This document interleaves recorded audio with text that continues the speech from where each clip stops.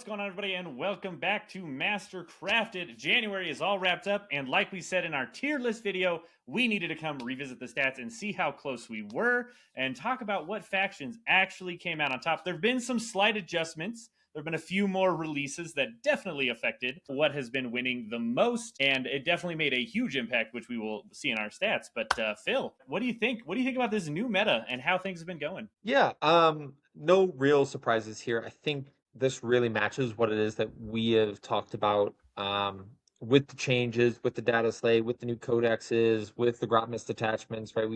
I think we've seen a good example of what the meta is going to look like for the foreseeable future. I think there's some outliers here that lend to new units, new factions, specifically new detachments. So at the top, Necrons, it's one of the most played factions. It's second compared to Space Marines. There's a very simple reason for this, I believe, is previously it was part of the starter box. It's very easy to paint. It's very easy to hobby. I think it's very easy army to get into. It is popular, especially because of the starter set, right, that came out with all the Necron stuff. So there's a lot of people that got into it. And I think just overall, it's a very popular army because of those reasons. So to see this rapid increase in player base when a new detachment came out, all that tells me is people had this army sitting on their shelf, ready to go, ready to play at the competitive level, ready to bring to a tournament, and that does not shock me. Yeah, so I'm overall not surprised to see them at the top because they have such a large player pool. They have so many tournament and winning positions, 61 over a month. That is an insanely high number, but there are others that are higher, right? Like Space Marines are higher. Astra Militarum is right up there. There's some others that have great stats, which I like a lot. I think that there shows a lot of value, and there's some hidden data in here that I think people need to pay attention to because I think there's still value in it just entirely. It's not a surprise to see them at 55%. That will drop genuinely as people build more tools to deal with Catans. I don't think the 5 Catan meta is a real thing. Like, I've played into it multiple times back in 9th edition, like in 8th edition. Like, it doesn't scare me nearly as much because for those that are worried about dealing with it, the end all be all of it is if you kill scoring pieces, then Catans have to score. And if Catans have to score, they're not killing you. Or they're just going to give up points, and then you just need to focus on scoring. And at the end of the day, if you're tabled but you win because you have more points, that's the game. So yeah, this does not shock me overall. Yeah, I really think it's going to take a second for things to kind of adjust to the new Necron normal, we might call it. The stats that Frankie had the first 2 weeks, there was 41 players that qualified as Necron players. So for the whole month, if we take 41 away, there was almost 180 some in the last 2 weeks of these Necron players, right? Like, they weren't crushing it before; they're obviously crushing it now. And it's just going to take that time, like Phil was saying, right? People are going to take things, if they do have access to units that can kill Catan, they're going to bring them.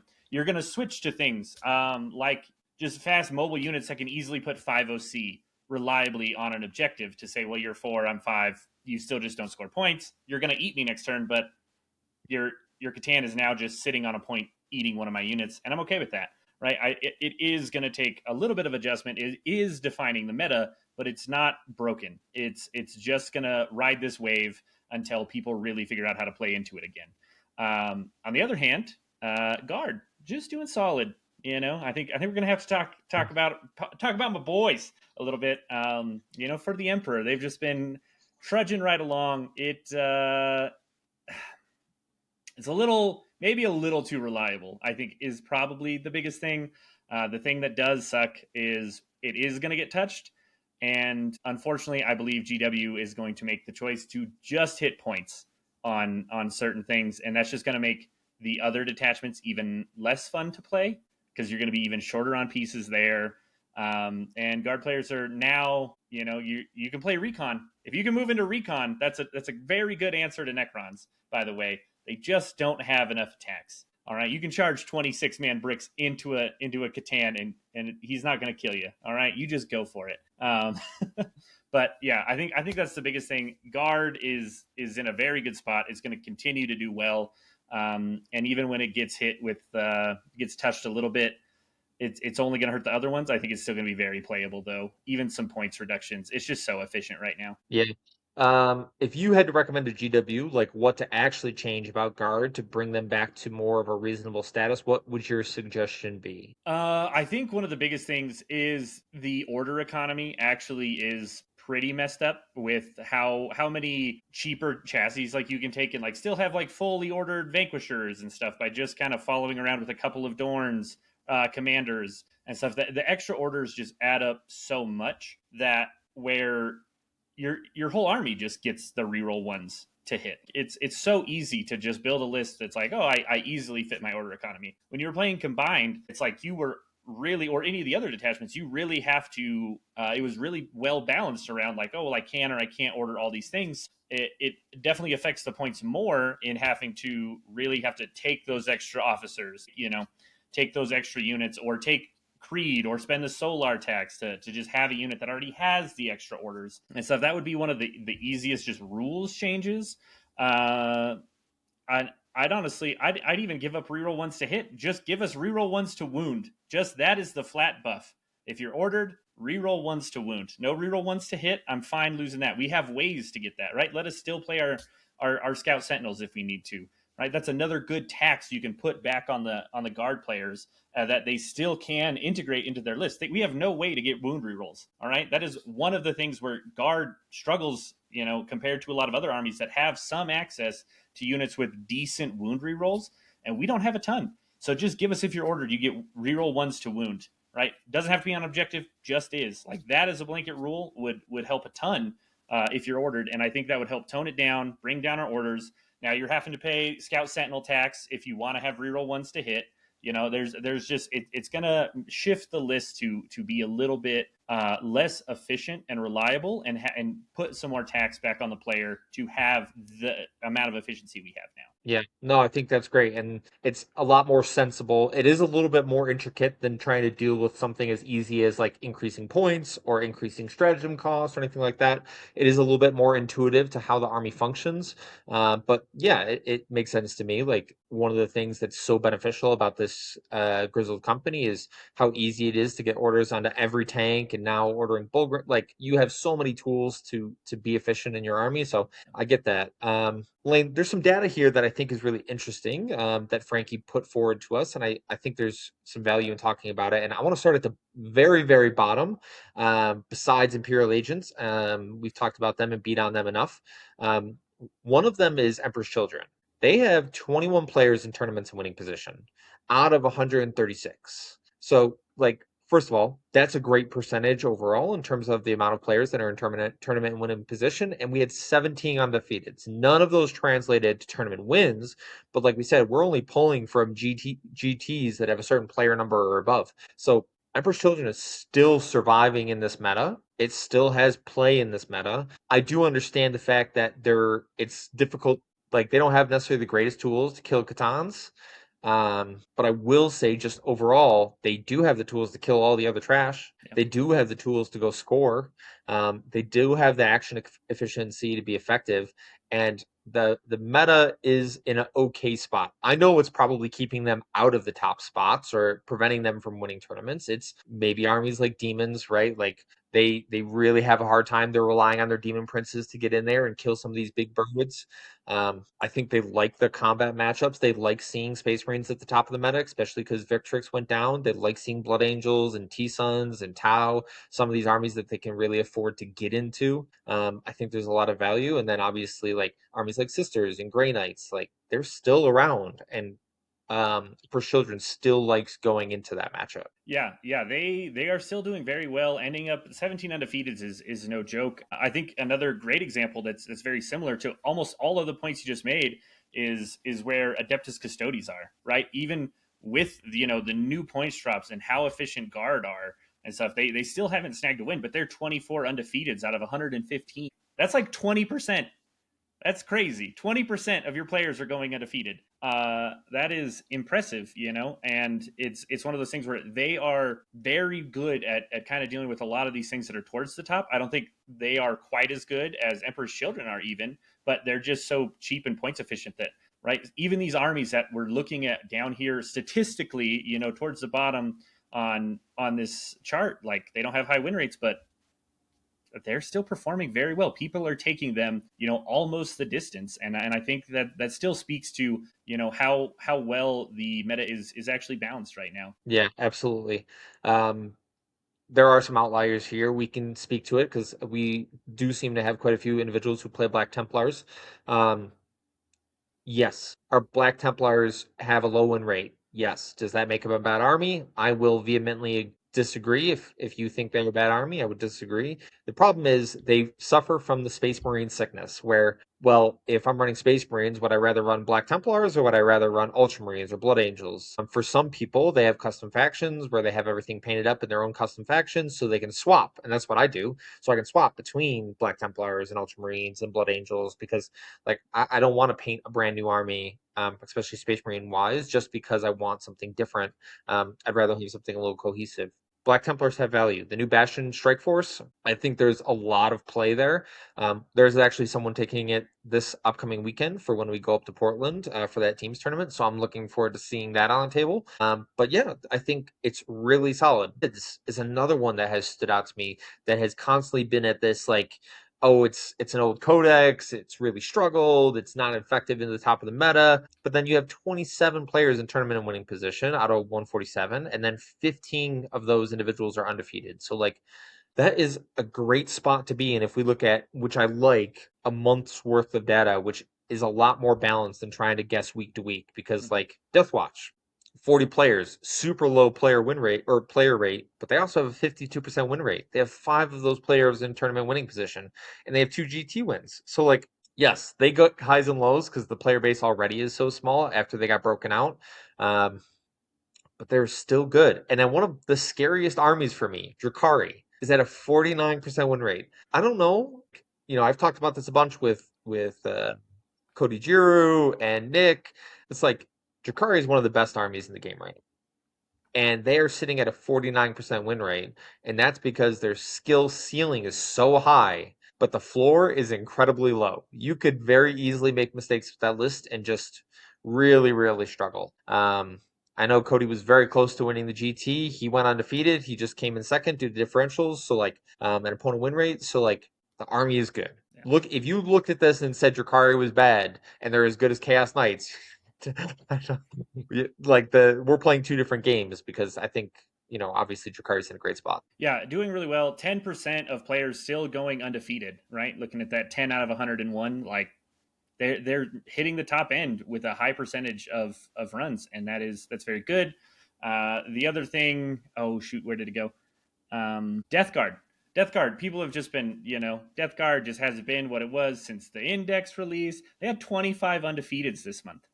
25. Like they're not bad. Like sure they got outshone, after the prices went down and then knights were just the meta and then you had Black Templars around. Like they just kind of got overshadowed, but they just do very, very well into the things that are back towards the top of the meta. They're very reliable. And stuff, and it's good to see people really taking them out again and doing well. Yeah. They're durable. They have tools. They have sticky. They have -1 damage. They have great toughness values. Like they're just really solid. Death Shroud Terminators are just insane. Them with a Lord of Contagion just cracks into everything. So I like it, and I think this does personify just how balanced the meta is, and this matches what we talked about in terms of how good the meta is and the position that we're in. Yeah. Yeah, I think it's been really interesting to kind of look and see. I feel like we were pretty close with all of our top armies. The ones that were not included that are at the top is Necrons, and the one we did have at the top that isn't is Drakari. But other than that, we were talking Guard. It's got to be up there. Blood Angels also very good. We haven't really even talked about that today. It is doing very well with Rage Cursed. It's not like it's playing an insanely different game though than it was before. It just got a slightly better upgrade. But I think its upgrade was just a little bit less noticeable than like Guards. Like everybody talks about Guards upgrade because it's actively like very noticeable. Whereas Blood Angels, it's definitely better, but it's so much harder to like tangibly see the difference. Lists didn't change; they just got better. Yeah. It's just very, very good. And yeah, Tau Empire crushing it. Some people said they were poo poo. And we're like A tier for sure, and they have continued to crush it. So it's good to see. Yeah, we do have some whiny boys complaining about all the changes that have happened with Tau, but obviously they found a place in this meta. I do think the obvious faction or detachment is Monka. I think it's the best. If you're going to run Tau, I don't think you deviate too much from that unless I like auxiliary cadre. I do like rampagers. I think the fallback at the end of the fight phase is really good. And I think it's very good tech, and I like the Kroot units. I think they're cool, and I think the detachment itself is good. It's just a little bit more technical. And then, one of the armies that got hit the most after the data slate was AdMech, but they're still getting a GT win. Dropped significantly in player base, but they have 10 players in tournament winning position out of 65, right? Like, those are great percentages. A 47% win rate is right within the sweet spot of like what GW likes, and personally what I like, that 45 to 55% win rate. And for an army like that, I'm gonna be honest, like terrified the crap out of me because it was just like, oh, how many units do you have? What can you do with all these things? Oh, I can't really interact with you at all because you have so many more units than I do, and they are so hyper efficient. It was great. Yeah, overall, very, very pleased. I think this meta shows that you could take anything and be at the point of being in a tournament and winning position. There is not a faction here besides Imperial Agent that doesn't have a tournament and winning position, which is impressive for the GT for the stats that we're pulling now, right? Like every single one of these players was 4-0 and was in a position to win the tournament. So that's very, very solid. Yeah. Yeah. No, I 100% agree. Looking forward to hopefully, probably another 6 weeks ish. We're guessing before our next data slate. Hmm. So, be prepared. You're going to have some Catan to deal with if we've learned anything. So, pack your Yeah. big guns, pack some OC, and be ready to deal with some fallen star gods because you're going to have to at some point with that kind of Yeah. player base. Ugh. Gross. Yeah. All right. Any final thoughts, Phil, or are we happy with the old mind over meta? Yeah, I think I'm gonna end off with a couple things just for players to digest with, right? Um, what you can use this actual information for. This is great for just fun, getting to know what the meta's like and knowing what to expect at your next tournament, but it could be completely different. For example, Lane and I are going to a tournament this weekend, and I have never seen so much Votan. Like Votan is one of those armies that like I maybe have one or two players in the local area that play it consistently and that I expect to see, somewhere around the top tables. So it's not very often I run across players, but this team tournament we're going to, almost every team comp has Votan, and I've never seen that many before. There was one other faction that we said there was a bunch of. What was the other one? Death Guard is actually super high in Yeah. number. Yep. So we like that using this statistic to predict what your meta could be like isn't as good as knowing your player base. We're going to a completely new region, so like we know some of the teams that are there and kind of what to expect, but I wouldn't use it for predicting your meta. I would use, your general knowledge. The other thing that I would use this for is like just making sure we have a good understanding of what tools we need, right? Like, yes, that's a lot of Necron players. And as Lane said, you need to be prepared or have a game plan in your head of how to deal with them. Maybe watch our game plan video and our layout video so you have a good idea of how you can use the terrain and how you can use those things to effectively to affect the matchup. Um, and when you see these top factions, you need to have an idea how to deal with them. Can you deal with triple vanquisher? Right? That's a big thing for Guard right now. A lot of people are running just cheap chassis Volgodor or cheap chassis Lehman Russes. How can you deal with all of those? Can you deal with the scoring pieces? Can you deal with Bulgrins? Can you deal with Catans? And if you ask yourselves that series of questions based on the top armies in the meta in terms of player base, you're like, okay, I kind of have a tool for this, kind of have a tool for that. Good. You are starting off so much better than the majority of players who go into those things without at least trying to put together a plan for what they're going to do into these top armies because some of them are very skew heavy. We talked about months ago, we talked about how knights were very skew heavy and like, do you have a plan to deal with Imperial Knights and Chaos Knights? Because they're going to be around and they are a problem and they are high toughness. And they have lots of guns and they have all this, crap you have to deal with. Well, I'm going to ask you the same question now, Mastercrafted students. Do you have a plan to deal with Chaos Demons, right? Triple Bird and Be'lakor? Do you have a plan to deal with that? Great. You put that through your head. Do you have a plan to deal with Catans? No? Well, I'm not saying you need to completely change factions. I think every faction has tools into it. Some factions need to put more thought and effort into it. Lane with his combined arms, he just says, I'm going to point Dorns at it. I'm going to tie it up with Bullgrand. Like, he didn't have to put a lot of thought or process into determining, like, that's what he wanted to do. Now, you, whatever faction you're playing, you just need to decide what that is and how you're going to deal with it.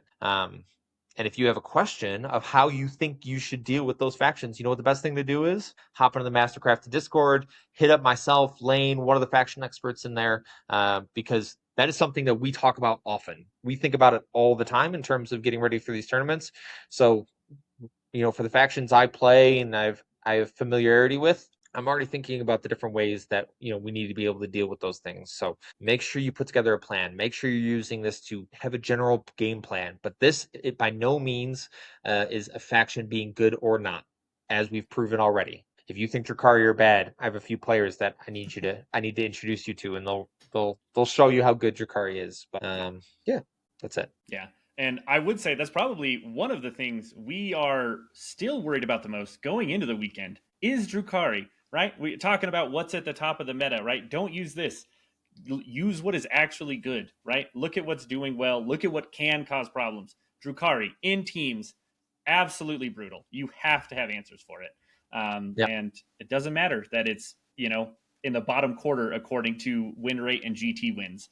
On this chart. It is something that you need to be aware of. So yeah, there's a ton of fun, random ass shit that none of it is alike. There's Scintillating Legion, Necrons, Drukhari, all kinds of things in the meta you need to be ready for. So do what Phil said. Hop in the Mastercrafted Discord. Talk to us about it if you have questions. And, you know, keep watching our videos. We appreciate that a ton. Don't forget to like and subscribe if you haven't already. And do not forget that victory isn't given, it is forged. And it's forged right here on Mastercrafted. We'll see y'all next time.